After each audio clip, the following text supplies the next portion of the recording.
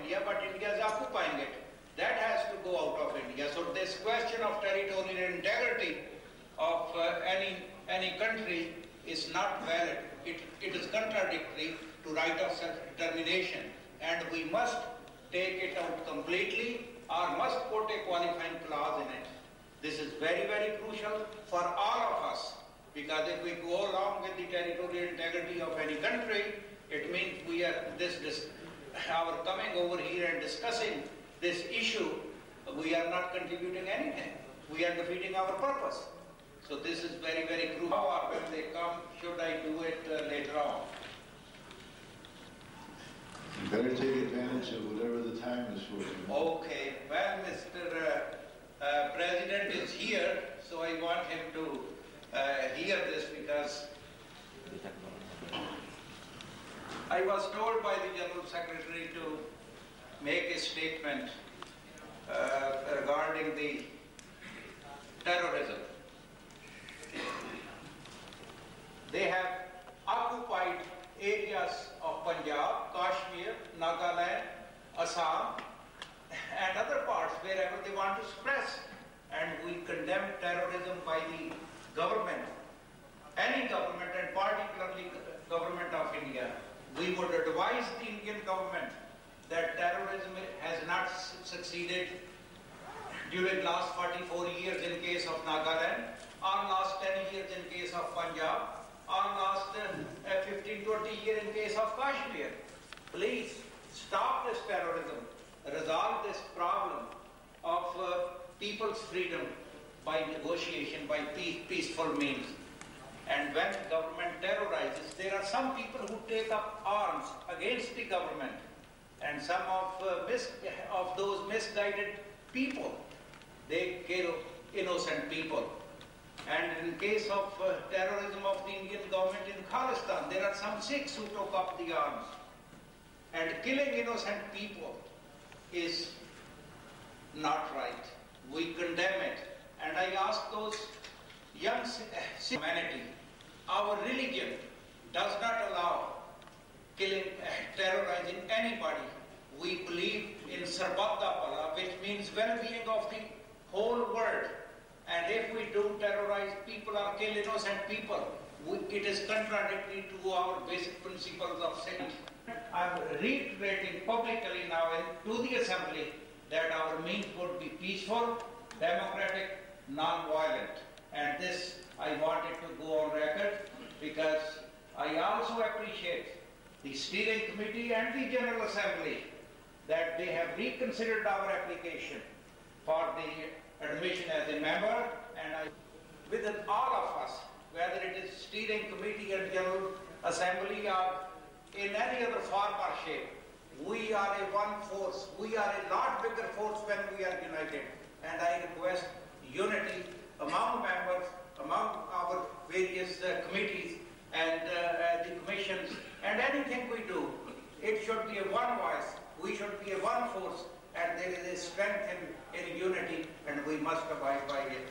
I thank the chairman for giving me this opportunity, and I thank my colleague, distinguished delegate from of Mohawk Nation, who brought that issue up, that all the nations who have applied, they should be admitted as members. But decision we are going to see, I hope most of them or all of them must have been admitted, and we are looking forward to the announcement this afternoon. Thank you very much. Countrymen or one of the persons from the other side, they immediately denounce these activities, and I'm very glad to hear Dr. Aulakh Singh renouncing all kinds of, it's also for the record that he's renouncing terrorist activities by his own countrymen, and he will try very hard to bring peace and achieve all the goals through peaceful means. I am very glad to hear that. Thank you very much, Mr. Chairman.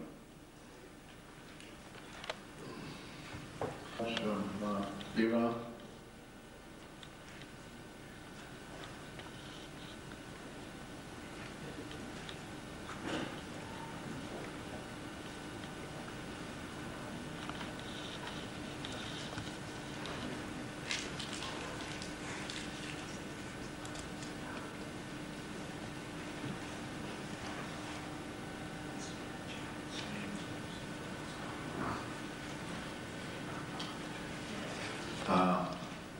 I stand corrected. It's Mr. James. Thank you. Thank you, Mr. Chairman. This is that like so many of you, I wear several different hats. I am one of the 5 worldwide directors of the International Human Rights Association of American Minorities, so that's a very responsible position. Also, I speak for the Kuyu Klan of the Kuyu Tlingit Nation, of which I am the head of the Council of Elders. In addition to that, I have chaired several meetings where as much as 62 different tribal nations were in attendance, and I've chaired other meetings for there. And I've had different groups ask me to speak for them. So I wanted to take this opportunity on this rights of self-determination. This is probably the most important issue that is involved, that we are involved here today, or this whole session, is self-determination. So I wanted to let you folks, the conference attendees, know that we will have a position paper out on those points, and they will be made available tomorrow morning. This issue of self-determination, the year 1993 has been, by the United Nations, has been declared the year of the Indigenous people. And of course, the Kuyu Tlingit people are, like so many of you, Indigenous people. And I think it's so very important that this body, the members, not all of us here are members of UNPO, but those of you who can vote, I'm going to urge you to consider taking action this session, and there will be some resolutions to this effect. We need to come away with some kind of machinery that will address the issues of the oppressed peoples. And how we do that is that we need a perfect day to get this going. So many times, important issues are put off into the future. I'm asking this body, you have the legislative power. You have the ability to get this commission going. And what will happen is when you get this commission going, you will be able to address those issues specifically by submitting resolutions to our own Human Rights Commission. And that commission in turn will be able to address the people who are involved in the conflict, both the dominant power and in many cases the indigenous people who are fewer in number and do not have the military might to stand up. And I do endorse, Mr. Chairman, the idea of peaceful resolutions to problems. And so I'm going to say that tomorrow, when within, even though I will fully 100% back the United Nations, I'm saying that UNPO has the inherent untapped power to do a parallel job. I see no problem in doing competitive work for the good of mankind. I don't think that the United Nations is the only solution. I look at UNPO as a very real, forceful, potential entity, a very strong entity that can address these issues. The success, the ability to accomplish change will be determined only by your will to act. If we sit back and expect somebody else to do it, I don't think very much is going to get done. So I'm urging that overnight, that you think within yourself, think about your people at home. Let's get some action done. Let's form this Human Rights Committee, and let's not wait for that committee to be completely put together before we start taking action. I think that one of the distinguished representatives suggested that maybe we get some very high-ranking people from Europe and from various other parts of the world, including America, to sit on this committee. But what I'm urging the membership here is don't wait for all of those fancy people, high-powered people to come on board. I'm saying we have the collective talent here to make a difference. with their mighty armies, our year will pass. Now we have a chance to take some action that will make a difference. There are many things that we can address in the resolutions that are going to be drawn up tomorrow.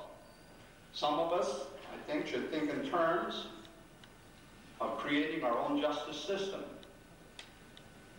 I know that we are doing this with the indigenous people in North America. Recently, I conducted an intertribal high court in the city of Regina's Intertribal International Court in America, and I can speak with authority there because I'm from there, that the non-native people do not know how to mete out justice on us Indian people. They don't understand this. In my country in Alaska, where only 1 out of every 5 respect, no matter how we differ. I think if we work in our movements with the deepest respect for each other, out of the deepest compassion for each other, even if it seems to be that doing things with which we cannot agree, respect that person and challenge their actions out of love. And perhaps that's why I believe this movement has such a future, because it is accepting the principles of non-violence. For me, the principle of non-violence is an absolute principle. But for the human family, non-violence is an absolute necessity. We know that violence does not work, be it the violence of states or the violence of one person against another. It doesn't work. The human family has got to find an alternative. And it is movements such as this, by passionately working for change, by showing that non-violence is not a passive thing, non-violence is not standing by while evil is done, non-violence is passionately committed to change and to giving one's life to change, refusing to take life.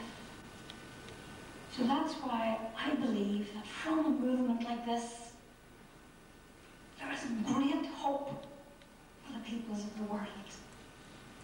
And we are not alone.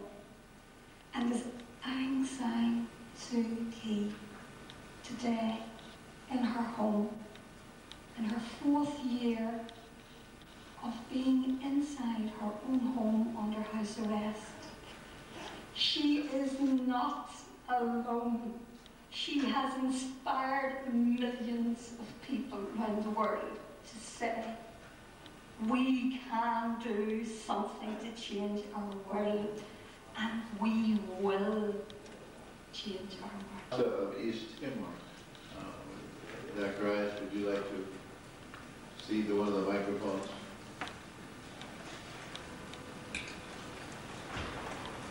Thank you, Mr. Chairman. You have heard several of you talk this afternoon and this morning about the Year of the Indigenous People and the United Nations.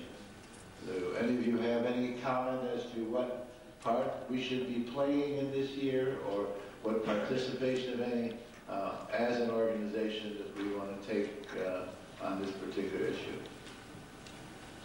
There are some meetings that are coming up. I know that in Geneva there will be the subcommittee which will be meeting.